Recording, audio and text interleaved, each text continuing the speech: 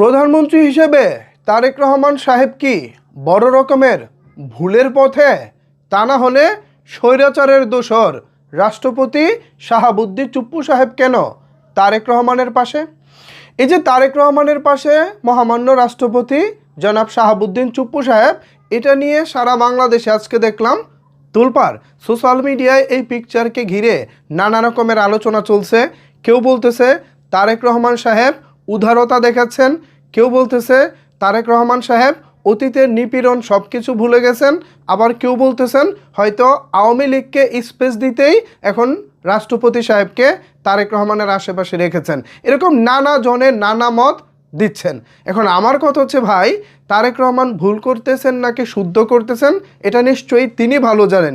তিনি তার রাজনৈতিক ক্যারিয়ার, তিনি তার রাজনৈতিক বলয় কিভাবে সাজাবেন, তিনি তার সরকার কিভাবে পরিচালনা করবেন, সেটা আমি মনে করি তার উপরেই ছেড়ে দেওয়া উচিত।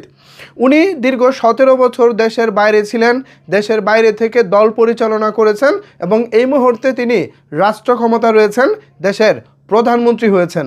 সব কিছুই কিন্তু তার রাজনৈতিক কলা কৌশল এবং তার রাজনৈতিক যেই ইয়াটা আছে, সারাউন্ড আছে, এটা নিয়েই তিনি তার এই রাজনৈতিক বর্তমান যেই ইয়াটা চালিয়ে যাচ্ছেন, রাজনৈতিক যেই কার্যকলাপটা তিনি চালিয়ে যাচ্ছেন। সো তিনি যদি মনে করেন শাহাবুদ্দিন চুপ্পু সাহেব তার পাশে থাকলে তার জন্য প্লাস পয়েন্ট হবে, তিনি তাকে রাখতে পারেন।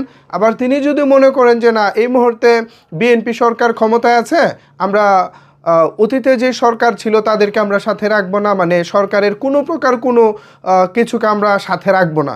গত সরকারের এখনো পর্যন্ত বড় যে সিম্বল, মানে বড় যে আইকনটা এখনও বর্তমান সরকারে আছেন, তিনি হচ্ছেন মহামান্য রাষ্ট্রপতি শাহাবুদ্দিন চুপ্পু সাহেব। সো তাকে নিয়ে নানা রকমের আলোচনা হচ্ছে, তারেক রহমান আবারও ভুল করতেছেন বা বিএনপি কোন পথে যাচ্ছে, এরকম অনেক আলোচনা হচ্ছে। আমার কথা হচ্ছে, ভাই বিএনপির রাজনীতিটা বিএনপিকে করতে দেন, তারেক রহমানের সাহেবের রাজনীতিটা তাকেই করতে দেন। তারা যদি ভুল করে বা তারা যদি সঠিক মনে করে, তারা তাদেরটা করুক।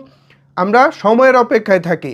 আজ থেকে 5 বছর পরে কিংবা আজ থেকে কিছুদিন পরে আমরা নিশ্চয়ই বর্তমান সময়টাকে উপলব্ধি করতে পারবো আসলেই তারেক রহমান 2026 সালের ফেব্রুয়ারিতে সঠিক ছিলেন নাকি ভুল ছিলেন। এখন বর্তমানে আজকে 2026 সালের ফেব্রুয়ারির 25 তারিখ। এখন আজকের এই দিনে দাঁড়িয়ে তো আমরা বর্তমানকে আসলে বিচার করতে পারি না। বর্তমানে তারেক রহমান সাহেব ভালো করতেছেন না মন্দ করতেছেন, এটা বুঝতে হলে, এটাকে করতে হলে, মানে এই সিদ্ধান্ত বা বর্তমান সময়টাকে বিচার করতে হলে আমাদেরকে আরেকটু সামনে যেতে হবে। আমরা 2024 সালের 5 আগস্ট যে গণ অভ্যুত্থান হয়েছে, সেই গণ অভ্যুত্থানের পর থেকে আজ পর্যন্ত কোথাও কোনো ভুল হয়েছে কিনা এটা নিয়ে কিন্তু আমরা চাইলে আলোচনা করতে পারি, বিকজ এটা আমাদের জন্য অতীত, এটা পিছনে চলে গেছে। এই কারণে পিছনের বিষয়গুলোকে আমরা যখন রিয়েলাইজ করি তখন অনেক কিছু আমরা বলতে পারি এখানে ভুল হয়েছে বা এখানে সঠিক হয়েছে। তো সেম একইভাবে আজকে 2025 সালের ঘটনাকে আমরা যখন বিচার করব, সেটা অন্তত কিছুদিন যাক, তারপর আমরা জানতে পারবো, বুঝতে পারবো এখানে প্রধানমন্ত্রী হিসেবে তারেক রহমানের সাহেবের কোনো কৌশল আছে কিনা, কিংবা দল হিসেবে বিএনপির কোনো কৌশল আছে কিনা, অথবা রাষ্ট্রপতি হিসেবে জনাব শাহাবুদ্দিন সাহেব চুপ্পু সাহেবের কোনো কৌশল আছে কিনা, বা আওয়ামী লীগ যারা এখন ক্ষমতার বাইরে তাদেরও কোনো পরিকল্পনা আছে কিনা, এই সব কিছু জানতে আমাদেরকে অবশ্যই অপেক্ষা করতে হবে। আমরা খুব তাড়াতাড়ি মনে হয় ডিসিশনে চলে যাচ্ছি, আমরা খুব তাড়াতাড়ি মনে হয় কোনো কিছু আসলে বলে ফেলতেছি। সো আমি মনে করি আমাদের ধৈর্য ধরা উচিত।